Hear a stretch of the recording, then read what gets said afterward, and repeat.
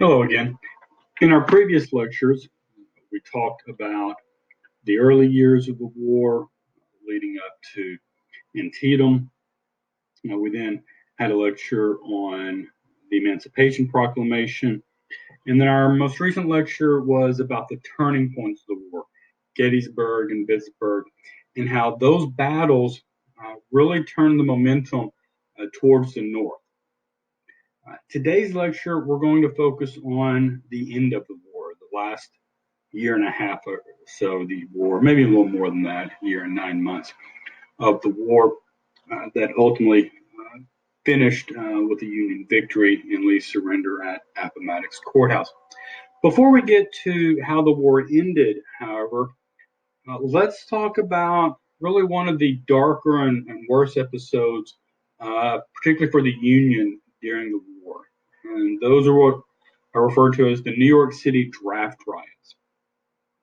And these come right on the heels of the North's high point, which is the Battle of Gettysburg. But right around the time the Battle of Gettysburg was taking place, the North instituted a draft. That should pop up on my screen any second now. There we go.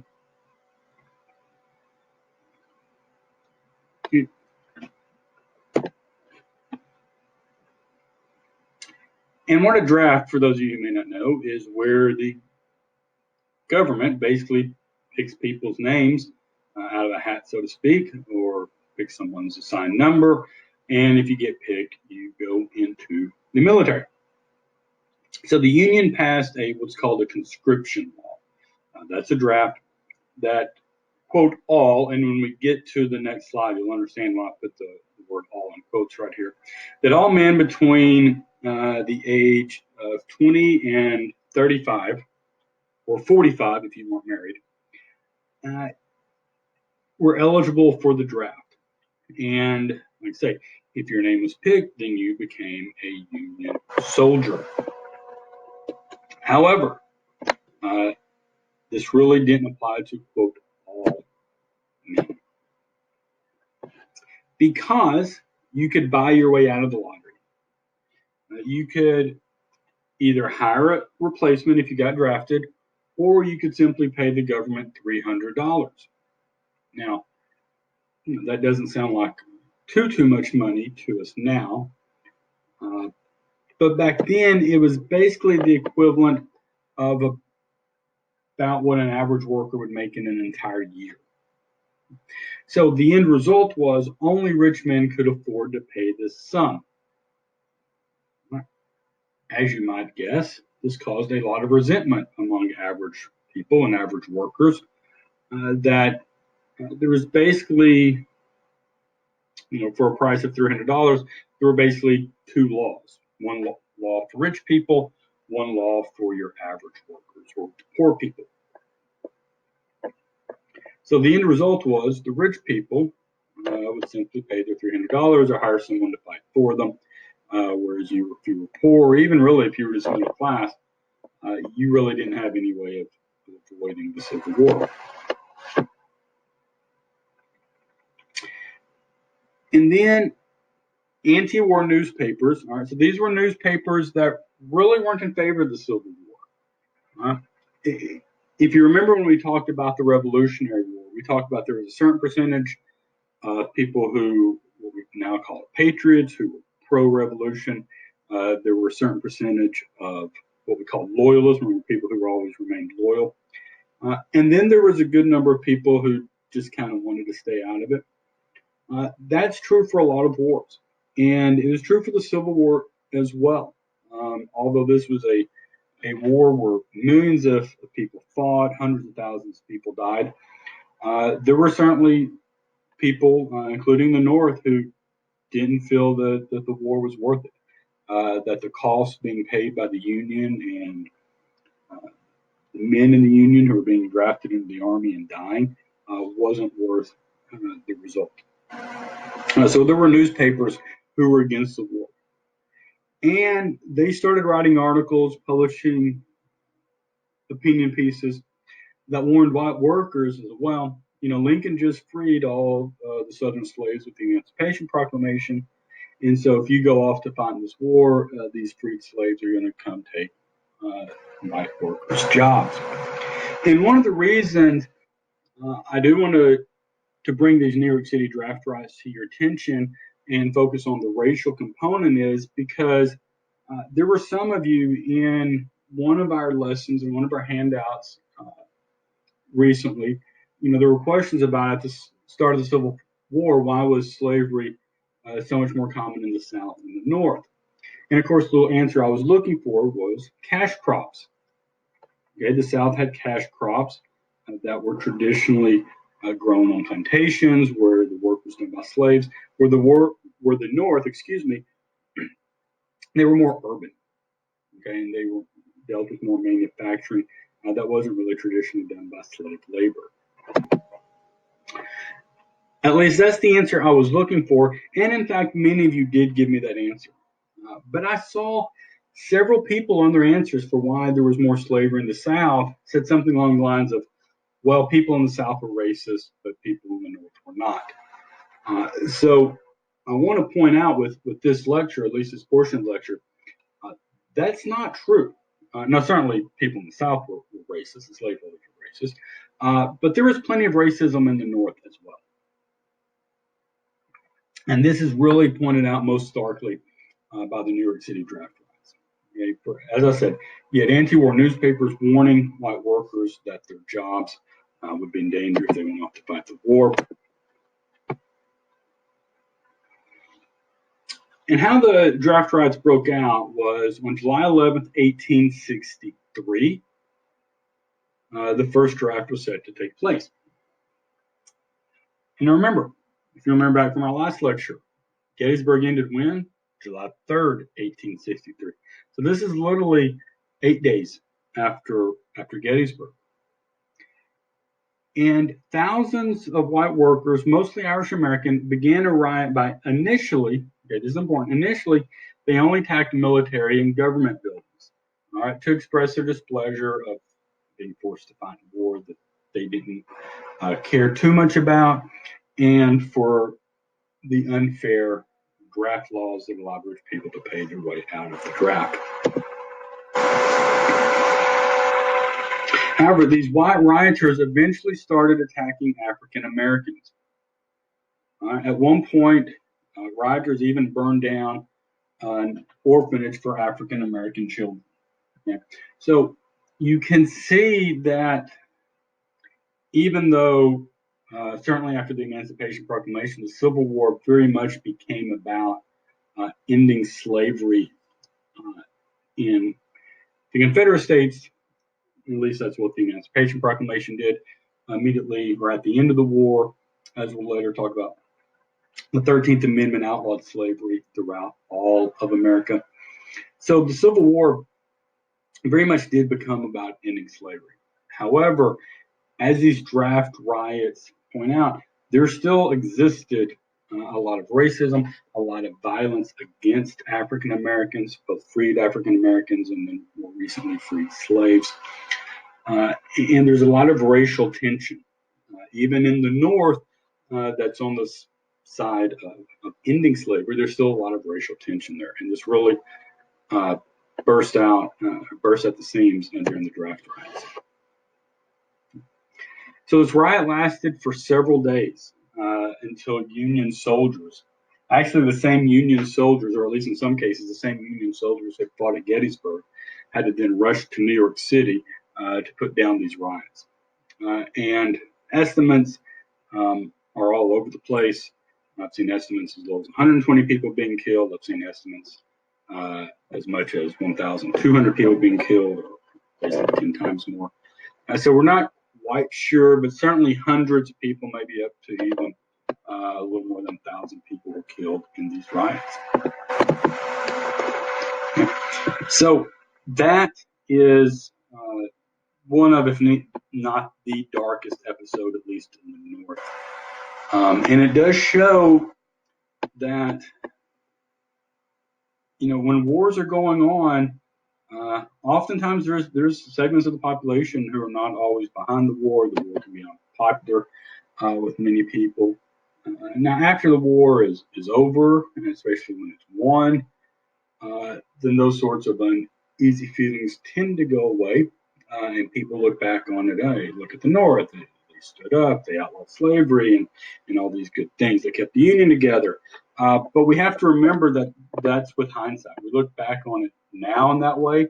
But at the time it was going on, there were a lot of people thinking, look at how many people are dying. Look at how the country's being destroyed.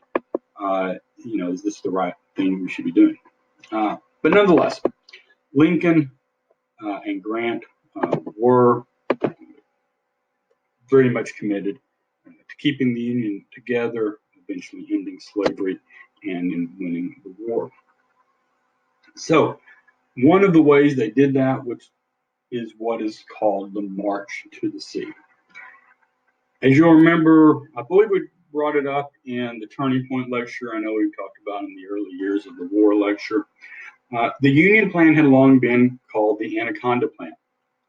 They were going to blockade the coast along the Atlantic Ocean, the coast along the Gulf of Mexico, capture the Mississippi River, and basically strangle the South by preventing them from getting any more supplies. And by the time the Union had captured all of the Mississippi River after the Battle of Vicksburg, they were a long way towards realizing this Anaconda Plan.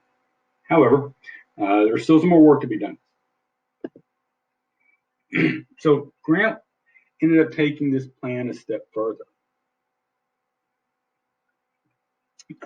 As I mentioned in our last lecture, the first half of the war, Grant was off fighting in the West while Lee was fighting in the East. Well, that changed. After Vicksburg, Grant is eventually placed in charge of the entire Union Army. And so he moves to the east and to fight Lee directly.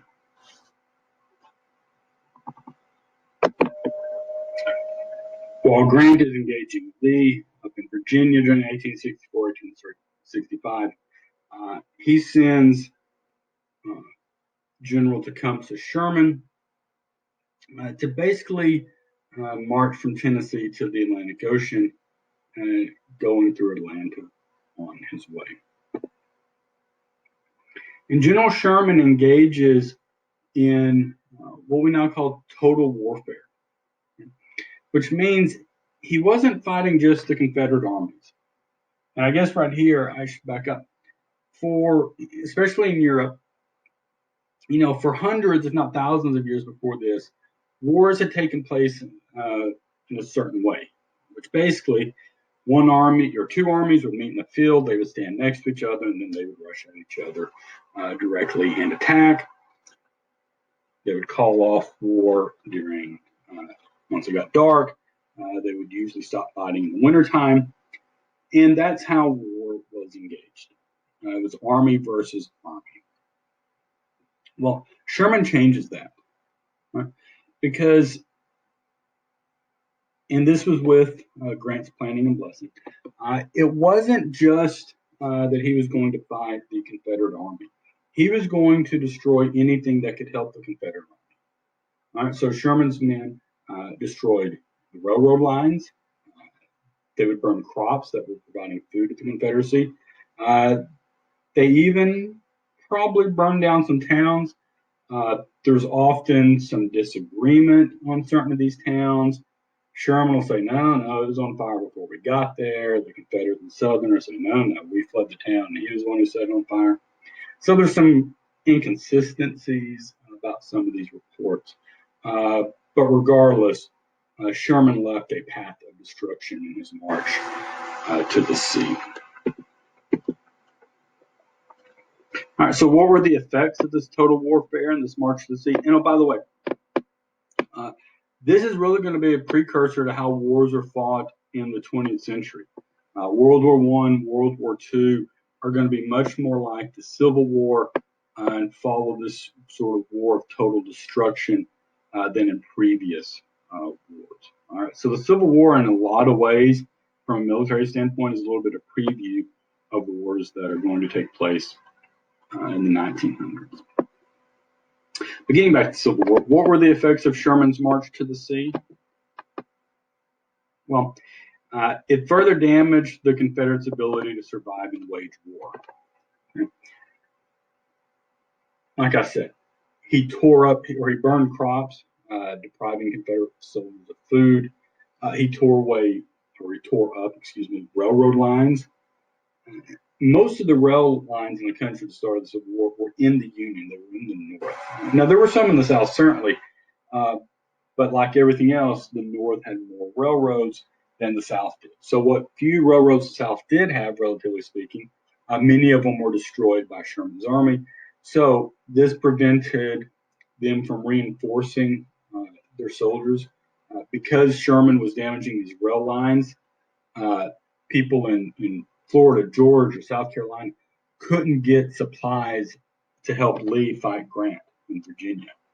All right, so Lee was basically kind of stuck on his own, and the rest of the South couldn't send him reinforcements because they were dealing with the effects of Sherman in the Deep South. As much as anything, though, the effect of the March of the Sea may have been Lincoln's reelection. In our last lecture, I told you that after Gettysburg and after Vicksburg, it's hard to imagine a scenario where the South could have won the war, could have defeated the North after losing in Gettysburg and Vicksburg. However, the one scenario, or the most likely scenario of the South being able to, quote unquote, win the Civil War, would have been simply if the North just got tired of the war and gave up. And as we saw when we talked about the New York City Draft Riots just a few months ago, there were plenty of people in the North who were against the war. And if you'll recall from a couple lectures ago, I told you about the Union general at Antietam, General McClellan, and how after the battle he didn't pursue Lee's army, which made Lincoln mad, so Lincoln fired him. Well, in 1864, General McClellan runs against Lincoln. And it's clear that Lincoln's plan is to fight this war until Union victory, no matter the cost. It wasn't at all clear that McClellan was going to be as committed to the war as Lincoln was. And so, if these anti-war folks in the North had ended up electing McClellan president in 1864, then perhaps the Civil War would have come out differently. But Sherman's march to the sea pretty much puts an end to McClellan's chances of defeating Lincoln in the November 1864 election. When news started filtering in that Sherman had captured Atlanta, one of the South's biggest cities, and it was basically just blazing a path of terror through the South, this inspired people in the North. They realized that victory wasn't that far away after all. And so they ended up re-electing Lincoln. And as I said, Lincoln was committed to ending the war at any and all costs. So those are the effects of the March to the Sea. One was militarily, it damaged the Southern's attempts to end the war. Second was more politically, it helped Lincoln get reelected, which bolstered the Union's plan of winning at all costs. Finally, the war is going to come to an end at a place called Appomattox Courthouse. This is in Virginia. As I say in the slide, Lee and Grant spent much of 1864 and 1864 fighting each other in Virginia. Now, General Lee, Robert E. Lee, often, especially in the South, of course, often has a reputation of being a better general than Grant, of being a better tactician, of being a better designer of battles. And a lot of that comes from 1864 and 1865 in what happened. Neither side was really able to gain much ground. Okay? Lee had done a good job. He had built a lot of fortifications, a lot of defensive military positions. and he was really dug in into his lines in Virginia. And Grant had decided that he was going to push Lee back until I think the ultimate goal was to capture the Confederate capital of Richmond in Virginia. And Grant was just going to keep coming wave after wave, day after day, week after week. And this is what Grant did. But it's almost always easier to fight a defensive battle. In other words, if you're built in with your defenses and your fortifications surrounding you, the other side has to come to you, and you basically, while they're crossing the field, get to shoot at them while they're still traveling. And this is what happened day after day. And both sides, but especially the Union, suffer huge, huge casualties. But the Union had so many more casualties, had so many more soldiers to suffer these casualties. So they were able to survive longer at these high number of casualty figures. And this is basically a version of trench warfare. So when you take Mr. Stewart, if not next year, then the year after that, ask him about, wasn't this type of warfare seen in World War I really first seen in the American Civil War? All right, so Grant is undoubtedly losing lots of men. He's losing more men than Lee. But Lee has so much fewer men, and because of all these railroads have been torn up, he can't get reinforcements. So his army, throughout the first few months of 1865, they're wearing out. They don't have as many men. A lot of them are starting to starve. So Lee really doesn't have much of a choice. Once you get to the early spring of 1865, he's not capable of fighting any further. So he eventually surrenders to Grant in a house in the Virginia town of Appomattox Courthouse. And he surrenders on April 9th, 1865.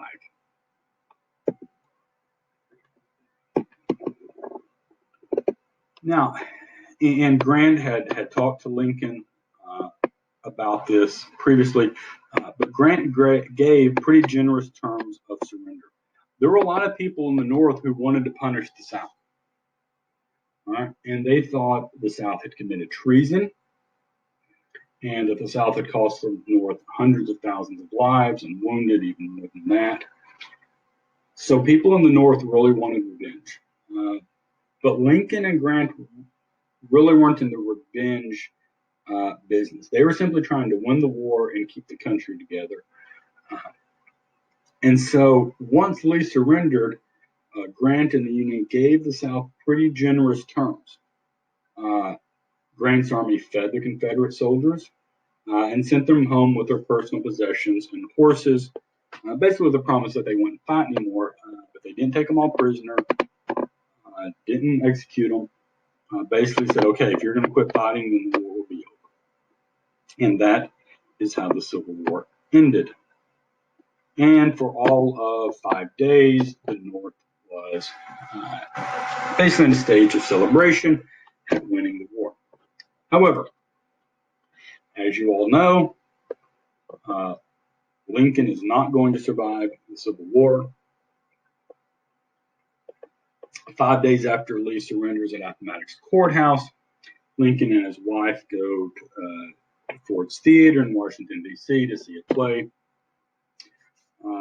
A Confederate supporter and a local actor named John Wilkes Booth, if I recall correctly, I believe Lincoln had actually met John Wilkes Booth's brother, may have even had him over to the White House earlier in the war. But John Wilkes Booth supported the Confederacy.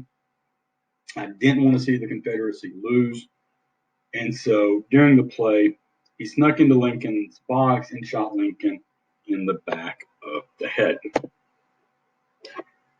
This was April 14th, 1865. Lincoln died the very next day. So the time period what has now become, and even back then was called Reconstruction, was off to a terrible start. Reconstruction, as the name suggests, was a period where the country was going to have to be rebuilt, reconstructed. As we saw at Appomattox Courthouse, Lincoln had, certain ideas about how to do things. He wasn't necessarily wanting to punish the South, but he was wanting to put the country together. Again, while outlawing slavery. But this would have to be carried out by his successors. First, as vice president would become President Andrew Johnson, and then after serving the remainder of his term, then Ulysses Grant would become president, and those presidents would have to carry out Reconstruction, but that will be a lecture for another day.